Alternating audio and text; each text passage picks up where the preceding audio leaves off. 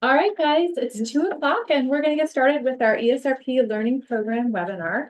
We're so happy to be here today with ESRP team and a few other folks here in the room, and Padraig Smith and Doris Small, who are going to be talking to us about the culmination of their learning project entitled Fine-Scale Movement of Juvenile Salmon to Inform Tidal Fish Passage Restoration in Puget Sound. And ESRP, the foundation, is the Puget Sound Nearshore Ecosystem Restoration Project, which generated this huge body of science to inform how we do restoration in Puget Sound. And from this, the ESRP was formed, and the learning program we see as a way to continue this really important body of science. And this project is such a wonderful example of generating new information to inform how we do restoration and how we understand and manage tidally influenced lands. So I just couldn't be happier to be here today and sharing this work with everyone. We will we have an hour, and Doris and Pad will talk for 45 minutes, and then we'll have Q&A. And I also wanted to just make sure that everyone is aware this is being recorded, and we will be posting the recording on the Salish Sea Restoration platform, and we'll stick the link in the chat in just a minute so that everyone has access to that. That's also where the materials for the project, the report, and also other materials will be posted. We see this as a broader effort to connect science and practice through the learning program, where we look at ecosystem response to restoration, we develop tools, we communicate. That's what this webinar is doing, ultimately to incorporate the knowledge into restoration projects in Puget Sound nearshore habitats. So our speakers today, first we have Padraig Smith of the Washington Department of Fish and Wildlife. Pad has worked professionally in the water resources industry for over 30 years. Pad has a strong background in hydraulics and hydrology, geomorphology of riverine and marine systems, as well as many years of experience with fish passage related issues. Currently, he's employed as a fish passage and habitat restoration engineer at the Washington State Department of Fish and Wildlife. Pad has co-authored and contributed to many of the Washington State Aquatic Habitat Guidelines publications that are often referred to as standards for design within aquatic ecosystems, as well as beyond the boundaries of Washington State.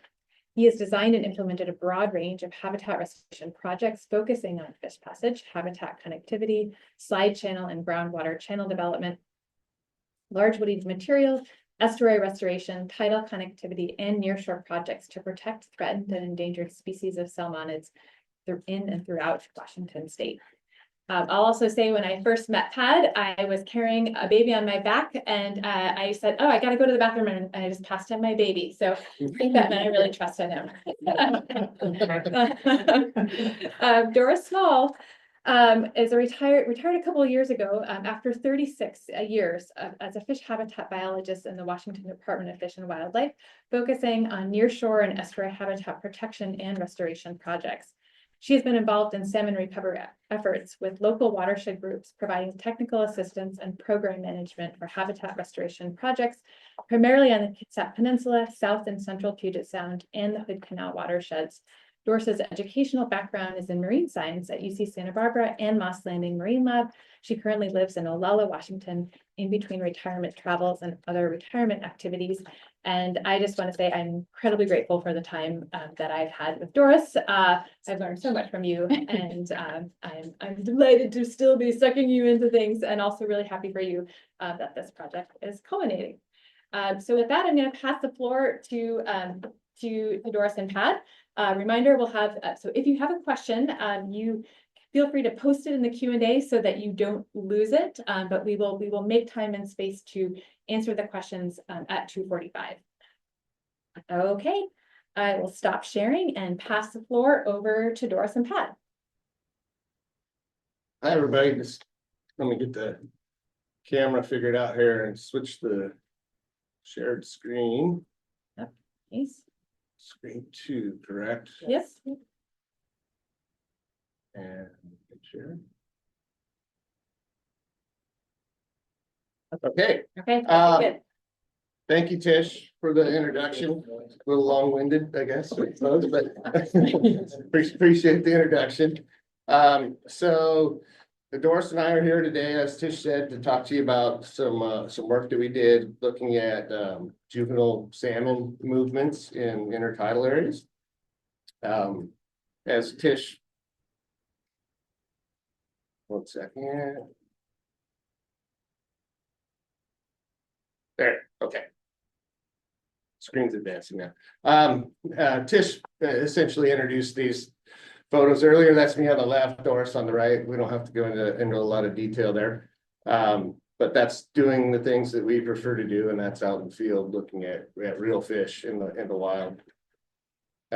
This work, was not just Doris and I. It included a lot of people and partnerships with local tribes in particular. And so a lot of the study sites that we used were on tribal lands, and we had a lot of willing cooperation from primarily Nisqually and Skokomish tribes on this project.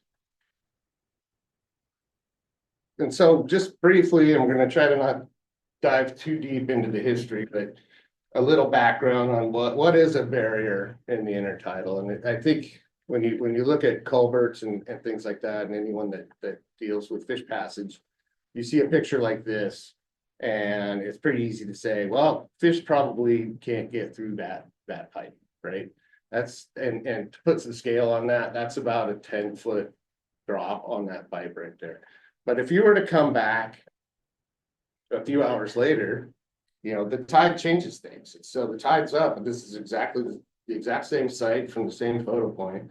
And in this condition with the tidal backwater, if the fish can find the entrance to that pipe, it's likely that they would have the capability to swim through that. So we've heard, there's been a lot of questions about whether or not, periods like this provide enough opportunity for fish to get through when they want to get through these tidal crossings. And so we have, as an agency, we have some guidance documents on how to address culverts in particular.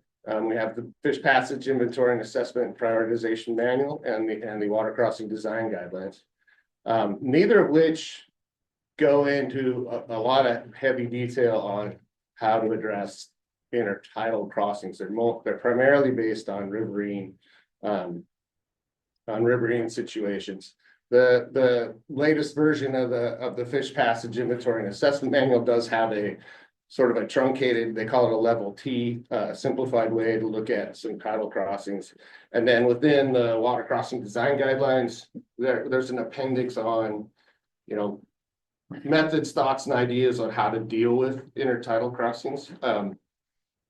It's not very prescriptive in nature, and so I think it lacks a lot of good direction for folks, whether you're regulatory or a designer trying to build. It doesn't really tell you how to get to the answer. So we're trying to improve that. That's one of the reasons why we initiated this study. And another key thing to keep in mind too is that our older administrative codes talked about utilizing 6-inch trout as like a target species for fish passage, and that's the bigger fish on the lower part of this photo here. But in all reality, in these intertidal habitats, these juvenile fish, the much smaller fish on the top left, are the ones that occupy and really need that habitat for their development. And Doris will get into that in a little bit here, in a little more detail on fish. So why are these things important? And they come in many shapes and sizes. They come, the tide gates, they come in undersized culverts, even bridges. A lot of people think bridges are adequate. And in some cases, even with some of our inventory protocols, we don't really assess bridges because it's a bridge. But in all reality, bridges create problems in intertidal areas too. And so that picture on the top right, you can see that there's clearly scour and indication of hydraulics that are causing a problem there, and it's you know, by definition, that's a bridge. But they are the lowest in the watershed. So these are the, you know, anthropogenic structures that fish coming into or out of, well, coming into an estuary would experience first. On their way out, it's the last one they have to deal with, I suppose. But and so it's really important that we get these corrected properly, because they have a high potential to impact a lot of habitat and fish use. And the other thing that's really driving a lot of this is that, you know, these projects are happening now. We've got failing infrastructure that, you know, projects are being improved. People want to know how to do it.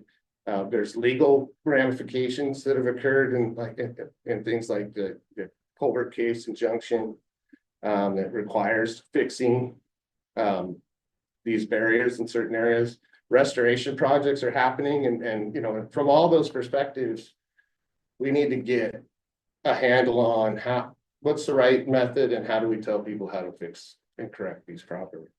And so our goal here with this study was to provide information to help us improve our technical guidance for barrier assessment and design. Just a quick reminder here. We didn't focus on tide gates. We know and recognize them as a contributor to problems within intertidal habitats when it comes to access to habitat, with doors closing and not allowing fish in there, and truncating water elevations and volumetric exchange. So, but for the sake of this study, we really didn't dive into tide gates. So just wanted to get that out there. So how big a problem is this in Washington? So this map you see here is an exercise that we went through. So the green dots are actual inventory crossings identified as intertidal. So those are within our fish passage database as inventory crossings. They're primarily on state routes, but a lot of the ones in our inventory are also are also from counties and other local enhancement or RFEGs and whatnot that have done inventories and assessments in certain areas. So it's not strictly state routes, but it includes primarily state routes and maybe bigger county roads. The purple dots are done from an exercise that we did, a GIS exercise, where we looked at proximity of shore features to stream and road crossings and looked for a proximity filter and an elevation filter. And so if it fell out through that filter, we just put them on this map as potential intertidal crossing problems. So, but as you can see, there's no shortage of dots on that map, and the zoom in is on Puget Sound, but you can see it goes all the way down the coast and through the strait too. So at this point, I'm going to hand it over to Doris for a little bit to talk about some of the fish side of things. Okay. So particularly in the last couple of decades, there's been an increased recognition of the role of estuarine habitat in salmon recovery. And given that most of these fish in this estuary are relatively small fish with weak swimming abilities, we were interested in understanding fish movement in tidal environments. For instance, at high slack tide, the velocity slows, which might create an opportunity for fish movement. But we don't know, is this when fish are actually moving? Are they moving with or sometimes against the tide? And are they moving volitionally at all tidal stages? There we go. So I'm going to show a couple of short clips with fish moving to help differentiate between swimming behaviors that are associated with fish passage. These are juvenile chum salmon in a tidal channel in the Swinomish Channel in the North Puget Sound as the tide is coming in. And what you see here are fish that are milling around. They're feeding from the surface, from the water column, from the substrate, and not really showing a strong directional movements. contrast that with this school of juvenile chum that are swimming against a strong incoming tidal flow in Thorndike Bay and Hood Canal. And what you see are fish that are not only moving landward and seaward, but they're also moving up and down vertically and side to side in the channel.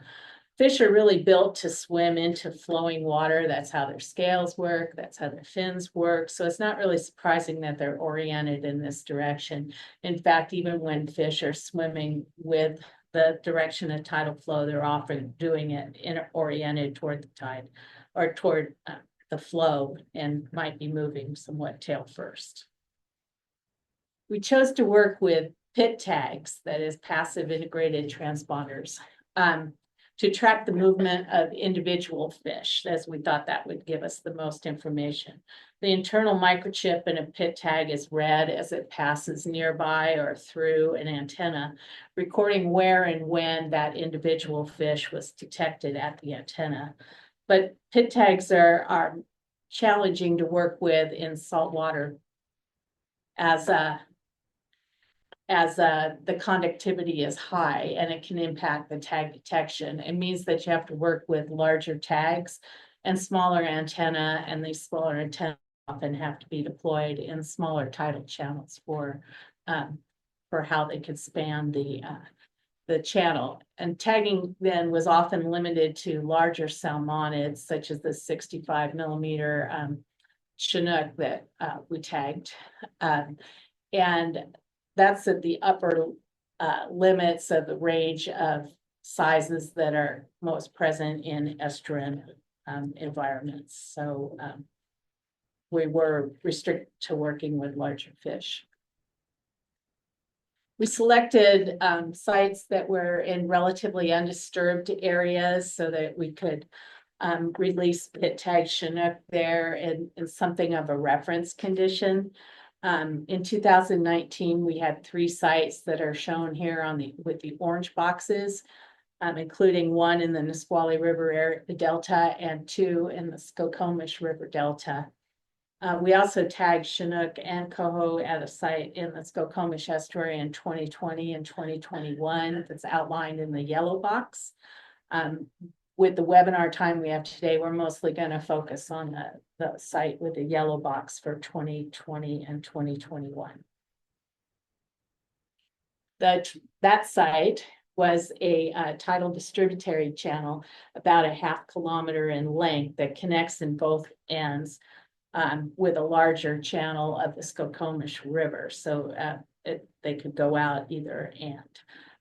It's not a blind channel. Our antenna setup was about 80 feet in length with 4 antenna in it. The photo on the right is an incoming tide, and when the tide was all the way in for the highest tides, it would go over bank and open up some other opportunities for fish to move that might not hit those antennas. So looking again at our sampling locations in the Skokomish River, you note that the scale of the delta is quite large, but our sampling sites themselves are small. So individual fish would only be identified as having a directional movement if the tagged fish move between the antennas within that 80-foot section that we were looking at. And fish might be performing directional movements all over the place, just right outside of there and not associated with our antenna in those areas. When we had 2 sites in 2019 in the Skokomish Estuary, we had 66 Chinook that were detected at a different array than the one that they were released near or on both of them. So they were making cross delta movements, and it was interesting to see that they were all over the place. So these are the pit tag releases and detections for the 2020 and 2021 fish that we'll be focused on today.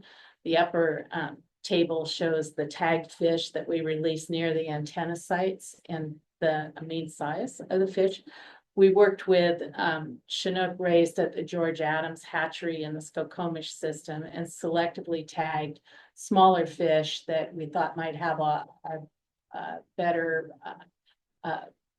timing, that they would stay longer in the estuary than if we worked with larger fish. The lower table shows the detections and directional movements that were recorded for these fish. We might note that in 2020, we were a little delayed by about a month in getting fish out there because of COVID field limitations, and would have liked to have worked a little sooner, but that's what we could do. So now we'll look at some of the observations of what we saw. The directional movements overall were short in duration, less than about 5 minutes to get from antenna 1 to antenna 4, or 4 to 1. Movements that went with or in the same direction as the tidal flow were the shortest duration, while fish moving against the tidal flow direction were a little longer than moving with, as you might expect. The longest duration movements happened for fish that were moving against the tide at low slack. There were small numbers of fish that did this, but the tidal influence was absent, and that's basically them moving against the river during that time period, and it takes a little while to do that. We also looked at movements of individual juvenile Chinook that were released on a single day to be able to see what their patterns look like. So what you're looking at on this graph is each of the vertical bars is an individual fish, and I've sorted them with the ones with the least frequent movements on the left and the ones with the most frequent movements on the right. The orange boxes are fish that are moving seaward. The diamonds are the fish that are moving landward. And that's what we're looking at here for this date. If you look at the fish that had a single movement, a lot of them left the scene fairly quickly, but within days, and a lot of them were moving seaward. But some of them didn't start being detected for movements for days and sometimes weeks. If you look at the ones that had between 2 and 4 detected movements, you see that a lot of them are starting to pair up with a landward and seaward movement at very close timing there, perhaps within the same tide or the same day, but some are in the same direction for several detections in a row. And if you look at the more frequent travelers there, you see a similar pattern with a lot of paired up, but some gaps in there where fish were not present for some time. They went off somewhere else, perhaps, and came back to that same site. So in summary, about a third of the fish had a single movement. A third of them had 2 to 4, and another third of them had over 4 movements each. But if you look at the same thing for coho salmon, you see a little different pattern. Over half of them had over 4 movements each, and you see similar patterns as far as sometimes they started right away in the detections, and other times there were gaps as well. So relating this back to structures in the estuarine environment and fish passage, you might think about how often fish might encounter these structures and how that might affect their movement behavior. Encounter rate would be a combination of the frequency of their movements and their resonance time. You might have, with a tidal restriction, downstream movement that may be facilitated, even though there's a tidal restriction, but upstream movement may be impeded by the tidal restrictions. There's a lot of fish moving, and they're moving back and forth quite a bit. And so we were interested in learning more about what fish movements were about. And I'm going to hand it back at this point to Pat.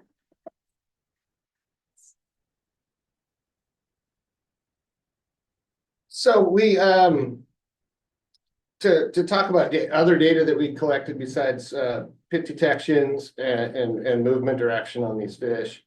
We also we had water level loggers that recorded temperature and water elevation as well as salinity loggers recording salinity with the tide. And so, you know, one data set we have is the water depth in the channel. Another thing that we started looking at was, okay, instead of actually, because we didn't measure velocity, you know, distinctly at the site, we needed some sort of surrogate that might give us an indication of, say, how pushy the tide was, right? And so we looked at, you know, it's basically essentially the first derivative of depth with time. So it's velocity in sort of a vertical direction of the tide. So we called that rate of change in the water surface. So it's in feet per hour is the units we used. And it's just kind of showing you how fast is that tide coming in. And so that was not recorded. That was something that we pulled from the depth data over time. But once we had that data, we were able to start overlaying our fish movements and detections that we got. And so this is all movements, right? If this were detections, you'd see a lot more dots on these graphs, but these are actually movements. And so in our case, we'll go 1 to 4 or the 4 to 1 from the antennas. And you can see all those gray dots there indicate fish movements. Now, when we further look into that, we can sort those movements by fish moving with and against tidal flow, right? So are they swimming seaward on an incoming flood tide, or are they swimming with that incoming flood? And so we could differentiate between those factors with the fish. And so one of the neat things that came out of that is we started to see some interesting patterns in how these fish were moving related to rate. So rate is the orange graph on the bottom of this particular graph. And the blue line is just tidal elevation. And just to describe this site, it's the only slide we're going to talk about from 2019, but it does show this pattern well, so we included it. But it's from our island site on the Skokomish in 2019. And you can see how on the tidal elevation, the blue line, that there's no detections below 6. And that's because we filtered it. That particular site had a large pool that was left behind when the tide drained from the site. And so the fish were actually just occupying that space. And so we decided we'd filter against that because they weren't really like a directional movement against tidal hydrology. So that's why there's a distinct line here of no dots below 6. We have plenty of dots below 6, but they're just not on there. But the main thing to pull out of this is that when you look at the rate graph on the bottom, the orange one, is that during the bigger tidal swings of that mixed semi-diurnal tide, we saw the movements at the peak. And I would say in a general sense, primarily they were with tidal flow, but there's clearly a number of them in there that are against. So it's a mixed bag of directional movements on fish in relation to tidal hydrology. And so you could see these peaks that come across there where you have, you know, distinct densities of movements.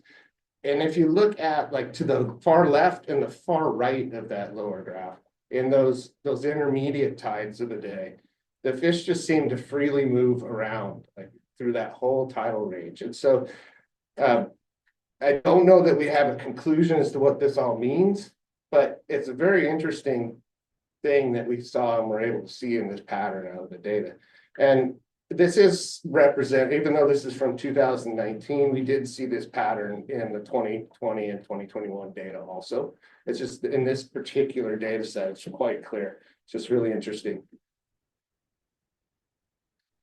Some other things that we looked at is we looked at weighted percent of movements for Chinook and coho, Chinook on the top, coho on the bottom, in comparison to water depth. So So just to walk you through this a little bit, when the water depth was less than half a foot, which is about the residual water in our site for the 2020 and the 2021 data, that's when the tidal hydrology is gone. There's still some distributary flow from the main river. You can see the black bar around that indicates the amount of time that we were in that condition. So every time the tide was out, you know, we had that condition. So that we had that condition for the majority of our study period.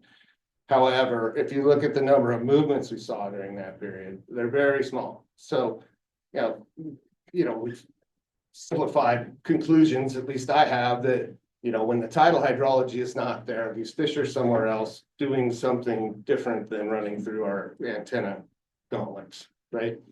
But as soon as that tidal hydrology gets there, at elevation 1, you start to see that ratio of amount of time and numbers of fish swap dramatically. So as soon as that tidal hydrology gets there, we really start to see a lot of fish activity.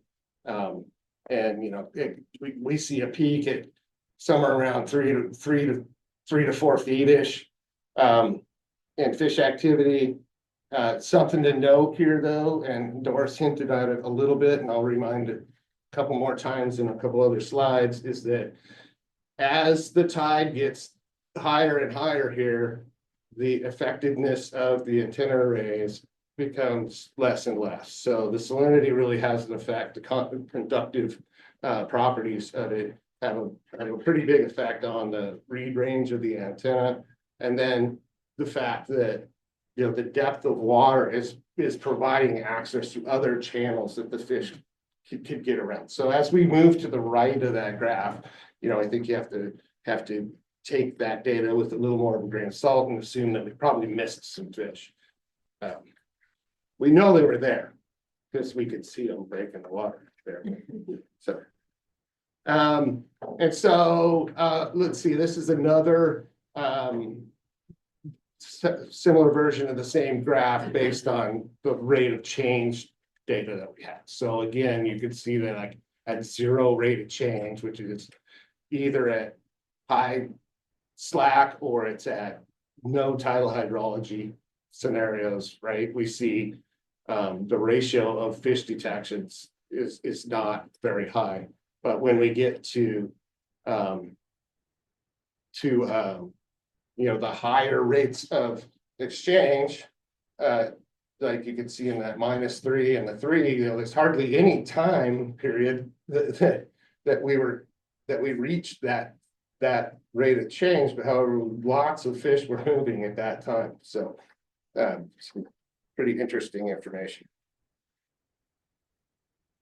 We also looked at, since we did collect it, we tried to make some comparisons with water temperature. The salinity and water temperature for the sake of this study is really embodied in the tidal hydrology, right? So whenever the tide comes in, it's the temperature of that volume of water that affects the temperature that we're reading here. It affects the salinity here. So those two metrics are really embodied with the tide. We just didn't see patterns that popped from temperature. And the other thing to keep in mind is the time period where we were doing this study was essentially from April-ish with cold river water and not so hot tidal waters to, you know, late June, where we've got big low tides heating up the mud flats and the tides coming in at 85 degrees, right? So we had a lot of swing in temperature there too. So we just didn't see a lot of very clear patterns in temperature. And the same thing with salinity. And again, I'd say that a lot of that's probably just because it's just so embodied in the tidal hydrology that I think we were catching it with just tidal depth, essentially. So to talk about what the fish are doing during different periods of these tides, right? So this is just a summary, kind of showing that what the fish are doing during the rising tide, the high slack, which again, I'm going to remind you that at high slack, we probably missed a lot of fish, and that we defined high slack and low slack as sort of a range, right? We didn't say it was a single point. We said, you know, if the tidal rate of change is less than, you know, plus or minus a half a foot per hour, we're just going to call that slack period. And if any of you have been out, I'm sure many of you have been out to tidal sites and you sort of see near high slack, you get kind of some surging, right? You'll get flow moving in and it's sloshing a little bit.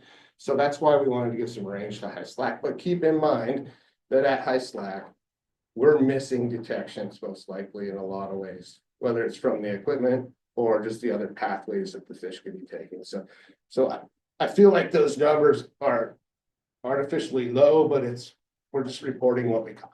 So and so the other important piece here is looking at, you know, just the with and against movements, you know, slightly more with, but clearly plenty of against movements. That means, you know, when it comes to like evaluating structure sizes and whatnot for fish passage, we've got to account for that hydrology and what those hydraulics mean to those fish wanting to swim against it. They're not just floating in, as some people may say or may think.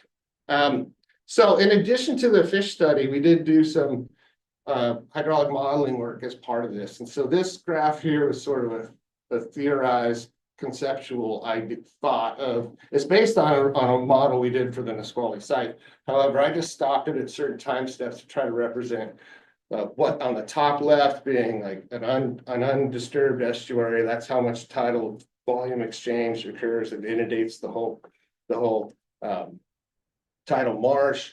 You know, a smaller bridge, for instance, may truncate that to some extent, and so you don't have access to habitats. As you continue to move down and to the right, there's, you know, an open culvert, which might restrict it a little more than a bridge, inundates less area. Then you get to like a tide meeting structure that's adjustable, where you can let some water in, and then a traditional tide gate, which is essentially going to stop the tidal flow as it comes in. And on the lower left, it's just that stage storage volume curve. And so it's really just there to show how, as you break out into that tidal flood marsh, you start to gain infinite storage volume, right? And so that's what drives the hydrology at any crossing site that we would have. So I'm going to show you a few animations of some of the hydraulic output from the model. And what you see right here on the top is the reference conditions for, this is a site, this is not one of our study sites. The site we used for this is Snyder Creek in South Puget Sound near Olympia. And what you're looking at here is a reference condition model with heat maps for that site. And then the lower image is representing a simulated 30-foot opening structure, right? And so you can see, you know, just as this model's run here, you can really start to see some of the impacts from these models. And we'll get to, I'll step through a few of these here in a minute, but it's not only just high velocity in the crossing. You see, you know, the areas that get deeper and deeper blue, you know, are affected by, you know, they're lesser velocity than reference conditions because the road fills and causeways that would go in there. You also see changes and deviations in flow patterns. So, you know, there's other things besides just velocity in the opening. These structures do have other effects. And so to give a little bit of a summary of what some of this output looks like. So this is just, I stopped the model at a time step and this time step does not coincide with what we have in the report, but it's just when I stopped it at and exported the data.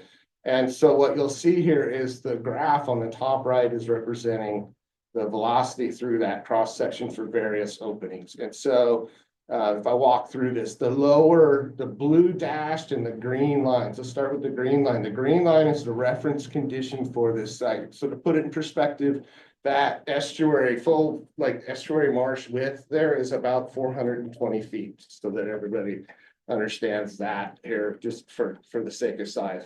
The green line is the velocity we got in reference conditions. The dashed blue line is a 200-foot opening scenario that we ran.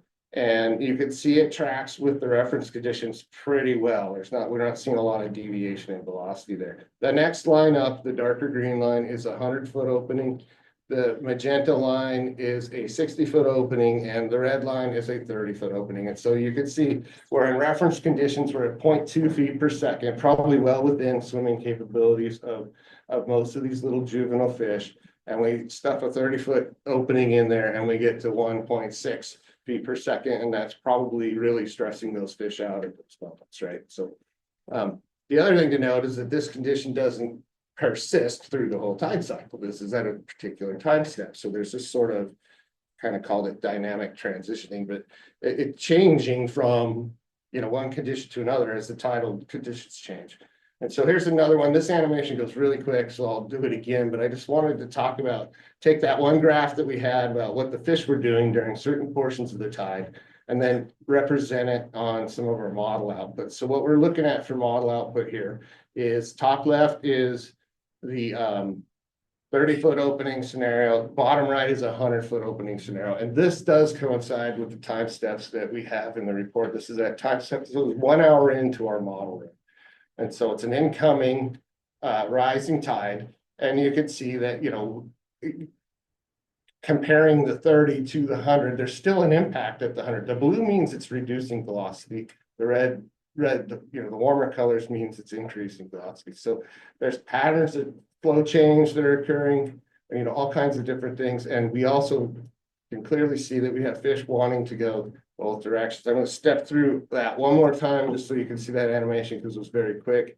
But that's going from time step 0 to time step 1. The next one will go from time step 1 to a high slack. So what you'll see is that impact diminish as it goes up to high slack. So and this one runs a little longer because it's got more time steps to it. So this is, we're calling it time step 4. The graph in the upper right, I want to caution you on, it looks like it's, oh my God, look at that red line. It's way up there, but you've got to look at the scale of that y-axis in that case. It's 0.2 up there at the red. That's not 1.6 anymore. So it's exaggerated quite a bit.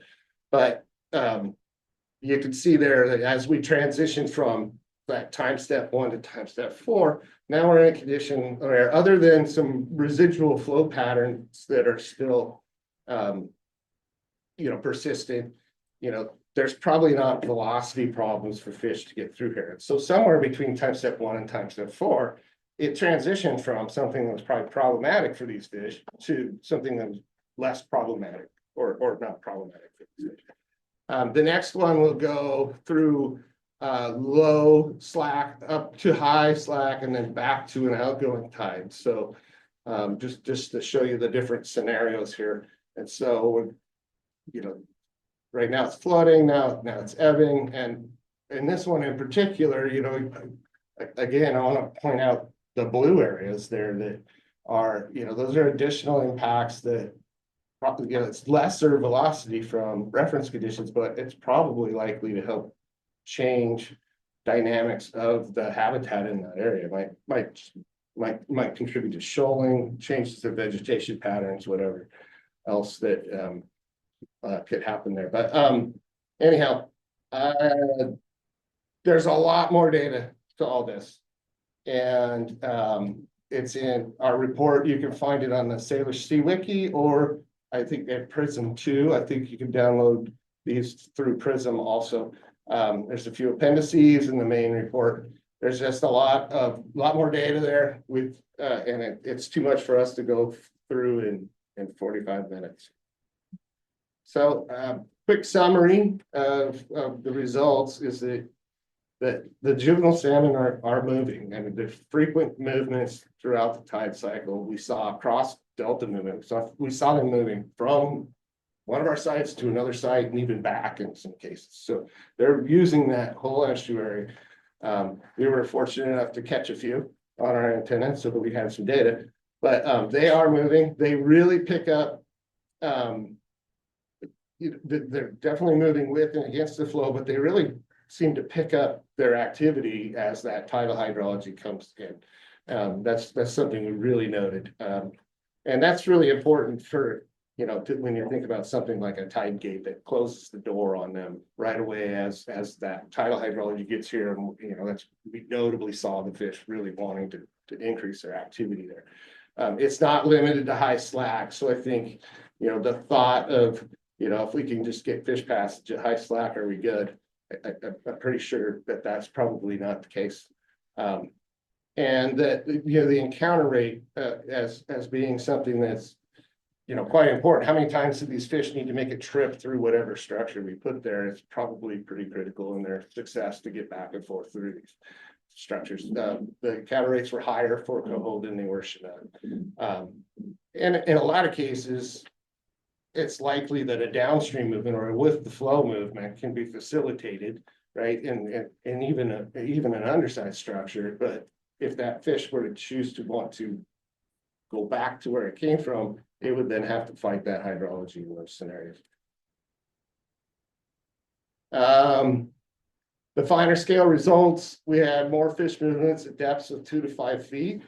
Those low amplitude tides, that freedom of movement of the fish was something that was very interesting. On the higher swinging tides, we saw them moving at the peak rates of change. And notable fish detection after the tidal hydrology arrives, as I said earlier. And then we saw a less clear pattern when it came to looking at effects of salinity and temperature. And so our next steps is to communicate these results. The final report will be available through ESRP, and I think DOT, Doris, I'm not sure if they have it posted. So yeah, and so continue to build additional partnerships. I don't think we're 100% done here. There's more information to glean on how these fish are using these estuaries, but there's definitely there's more to do, but I think we learned a lot here. And then how are we going to apply these results to current practices? Are we going to change barrier assessments to include small fish, for instance, right? That's maybe something we need to consider when we're looking at use in these intertidal areas. We are actually currently undergoing an effort to try to improve our tidal guidance this current fiscal year. And we need to, just continue to be able to identify data gaps for future research that can help us get there. And in general, I just want to thank a lot of people. Like I mentioned, I think at the beginning, this wasn't just Doris and I. We had a lot of help from a lot of people. We were funded by the ESRP learning program and Washington State Transportation Research Program, as well as Federal Highways, which gave us some money to purchase some equipment. So with that, I would like to say thank you to everybody for showing up, and it's time for questions. Awesome. Geez. Okay. Let's give Doris a round. Great job, you guys. And folks online, please feel free to stick any questions that you have into the Q&A. That is where they will be most easily seen. And we do have one question that has come in, and I will read that. That's from Carl Marlowe. Would there be an opportunity to add Burley Lagoon in your study? We have wild Chinook, wild and hatchery coho, chum and cutthroat that migrate through our estuary. Main two creeks are Burley and Purdy. Any thoughts on that, you guys? Well, this study, I would say we're wrapping up. So I don't think there's time to add more to this particular report. However, there may be opportunities to add data from other places like Burley Lagoon to advance, to fill data gaps or answer other questions that we may have. Great. Right. Any other questions? Okay, we've got one in the room here. Go ahead, Alec Huber. Yeah, thank you. Excellent talk. Very interesting. Can you talk a little bit about the proximity to your arrays and how your release sites related to your arrays? Were they upstream, landward, or seaward, or far away, close? How did that work? Yeah. I can address that a little bit. We generally try to release fish very close to the antenna array, and like for the setup before, we in fact released them in the middle between the second and third, so that their first, where am I? Didn't come in as a detection of a directional movement, so they wouldn't have hit 1 and 4, right, until they've acclimated just a little bit and started to move back and forth. But yeah, using hatchery fish, we had them right on those antenna arrays. It would be great. We did detect a couple of fish that we released at George Adams, and they came down 9 kilometers, and we picked them up on the array, but that was just a few of them. So We also detected some Tacoma fish from Cushman. from the Cushman project. So they were released a long way away. So Found their way. they found their way into our arrays a couple times. So, but yeah, Doris is right. We in particular, we wanted to release within those antennas. One, to just flush the system and let them acclimate, but two to just see what happened when we released, which directions did they go. We had a lot of what's called tag collision at those times though too, and when you have that, you have 2 tags on the antenna at the same time, it reads neither. So Okay, we've got a few more coming in. This is from Casey Allen. What are the most interesting questions that this research led you to? Be open-ended. Yeah. yeah. Well, I definitely am interested in finding out if these patterns hold in other places, because we were only able to sample, you know, at a small place there. And I'm pretty intrigued with the rate of change and being able to actually monitor velocity at the same time as we're looking at fish.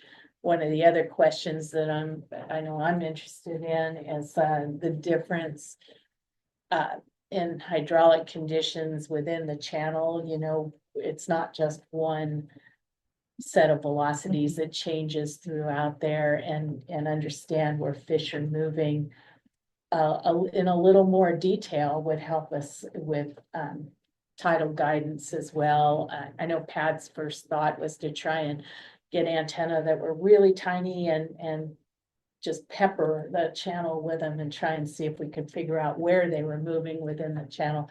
It didn't work out, but you know, we're definitely thinking about that sort of thing and how that might apply. Anything else you might? Oh, I just want to, second that, you know, and that's a good point to bring up, Doris, is that yes, and you can see it in the cross-sectional velocity plots, but yes, the velocity is changing throughout that cross-section. You know, and so there are boundary layers and whatnot that fish can utilize. And so I think that's critical. In that video of the chum Doris showed, you saw them sort of staying sort of, there's a lot of velocity coming through that Thorndike channel, just to put it in perspective, but they were kind of, you know, they weren't out in the deep water. They were up in the shallow trying to stay within that boundary layer. And you could see, you know, they were struggling at that, I think, with that kind of velocity. The other thing that, and Doris mentioned it too, is that's really intriguing. It's just that relationship between the rate of change and what these fish are doing, and tying that to more real velocities, I think is probably a good next step, something we could do. Yeah, awesome, you guys. Those are great answers. Next question is from Marty Era. Thank you, great information. How should we think about weaker swimming juvenile salmonids, less than 65 millimeters, as you said, are a large portion of what are using the tidal habitats? Well, I don't think we actually, well, we can't document what they're doing because we couldn't tag them for this sort of thing. And there may be some other techniques that become available over time. You know, we started this several years ago, and that technology is rapidly improving, so maybe there'll be an opportunity to tag smaller fish, but I would be hesitant to apply 65 millimeter fish data to much smaller fish. They may be doing completely different things, but you know, their swimming ability is gonna be less than a 65 millimeter fish, so, you know, we have what we have, but those fish are weaker swimming and they're gonna struggle. Okay, next question. Did you observe much harbor seal activity in the Skokomish study area? If so, any ideas on how that affected fish movement? There, we did not see a lot of it. I know they're there. We could see them out in the main part of the estuary for sure. I think I did see one swim close by ours, and you know, sometimes it's difficult to tell whether you're tracking a fish or a seal or a merganser or something, but I think with the 4 antenna, we were probably tracking fish, but we were on the lookout for that. I don't think that we had a lot of that happening there. Yeah, I don't remember, I mean, other than like Dora said, you know, in the deeper waters out there at the mouth of the Skokomish, they're certainly there. I don't remember a single time where I saw anywhere near our study site. Okay, next question is from James Vandervoort. Overall recommendation based on findings is larger openings at tidal crossings is generally better, and that is mostly to limit bottleneck velocities. Yeah, yes, there's a sliding scale of, you know, opening size versus impact to velocity and effects to the habitats. As our study for the modeling we did, we stopped at 30 feet because there was just really notable changes in velocity. With that, it's in the report, but with that, we didn't really see a lot of what I call tidal attenuation from that 30-foot opening. Now, if we had ran, say, a 10-footer there, I promise you, we'd probably see significant tidal attenuation at this site. But that's not really what we were looking at. But yes, there's absolutely a scale to you know, the impact of on velocity in the opening with structure size. There's also, you know, probably in a lot of cases, there's also a kind of a diminishing rate of return on additional structure length and what you really get out of that for fish, right? So it's balancing those sweet spots. I think in the end is the answer. Yeah. Next question is from David Snyder. What are the next steps needed to be able to help direct assessment crews to determine barrier status of these tidal sites? Well, right now, we have been taking these on as individual challenges, and so the inventory crews, at least from our shop here, you know, we'll go out and identify one as tidal and ask for an engineering assessment, and so our group will then do a little more of a detailed look at it. It's sort of a stepwise process. We don't really have a formalized way that we do it, but we all do it very similarly. And it's to try to answer the easy question quickly if you can, right? And if you can't, then it leads to a more detailed analysis, and probably in worst cases, something similar to the modeling that we had done, which we don't want to have to do for every barrier assessment either. So if we can come up with enough background information to give us protocols, these in boxes in certain ways, I think that'll go a long way and in a simplified way. Yeah. Okay, next question. Patrick Powers, any thoughts on how much the velocities can be increased over reference conditions or percentage? Geez, Pat. Didn't you write a report on that many years ago on what these fish could swim like? I think I referenced it too. I don't know that number. I mean, there's published information about what their capabilities are as far as you know, size-based and species-based fish. Maybe there's better, newer information we could gather now to fine tune that, you know, and update that information. You know, I kind of fall back to, well, what are screening requirements, right? It's 0.4 feet per second. And that was, from my perspective, intended to essentially keep emerge and fry out of screens, right? And so I'm not sure who came up with 0.4 feet per second as an individual, but that seems to be commonly adopted at screens. And so that does fit within some of the published swimming capabilities of this fish, but you know, a little chum with an egg sac on it is not going to swim like our 65, 70 millimeter fish either.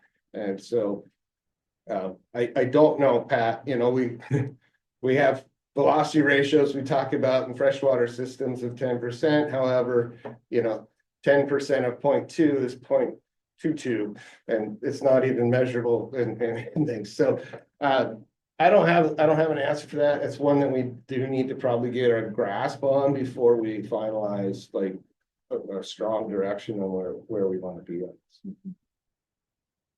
And another question, Casey Allen, given chum salmon small size when they enter the marine setting and the flood tide expanding in stream habitat, do you believe that tidal culverts have an outsized impact on chum compared to other salmonids? You got that? Yeah. Yeah, hard to know. Chum are definitely small as they travel through the estuary, and